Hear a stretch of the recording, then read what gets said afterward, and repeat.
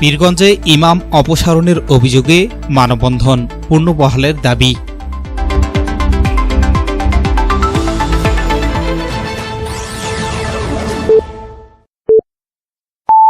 আসসালামু আলাইকুম। এমকে টেলিভিশনের নিয়মিত সংবাদে আপনাদের সবাইকে স্বাগত জানাচ্ছি আমি শারমিন মিনা।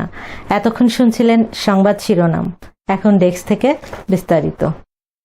রংপুরের পীরগঞ্জ উপজেলায় ইমামতি থেকে অব্যাহতির অভিযোগকে কেন্দ্র করে মানববন্ধন অনুষ্ঠিত হয়েছে।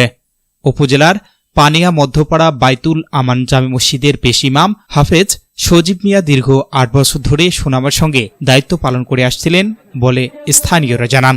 অভিযোগ রয়েছে, হঠাৎ করেই তাকে ইমামতির দায়িত্ব থেকে অব্যাহতি দেওয়া হয়। এ ঘটনায় মসজিদ কমিটির সহসভাপতি ও কোষাধ্যক্ষের বিরুদ্ধে অসন্তোষ প্রকাশ করেছেন এলাকাবাসী। ঘটনার প্রতিবাদে জাহাঙ্গীরাবাদ বাজার এলাকায় ইউনিয়ন বিএনপি ও সহযোগী সংগঠনের উদ্যোগে মানববন্ধন কর্মসূচি পালিত হয়। কর্মসূচিতে ইউনিয়ন বিএনপির সভাপতি, সাধারণ সম্পাদক, ছাত্রদল ও উলামা দলের নেতাকর্মীরা উপস্থিত ছিলেন।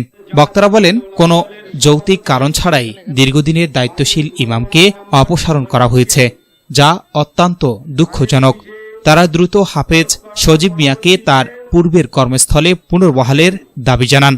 অন্যথায় বৃহত্তর কর্মসূচি গ্রহণের হুঁশিয়ারি দেন আন্দোলনকারীরা।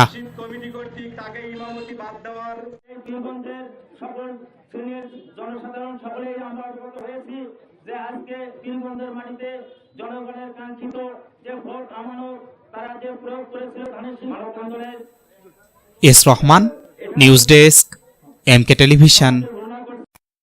শেষ করছি এমকে টেলিভিশনের নিয়মিত সংবাদ। এতক্ষণ সাথে থাকার জন্য সবাইকে ধন্যবাদ।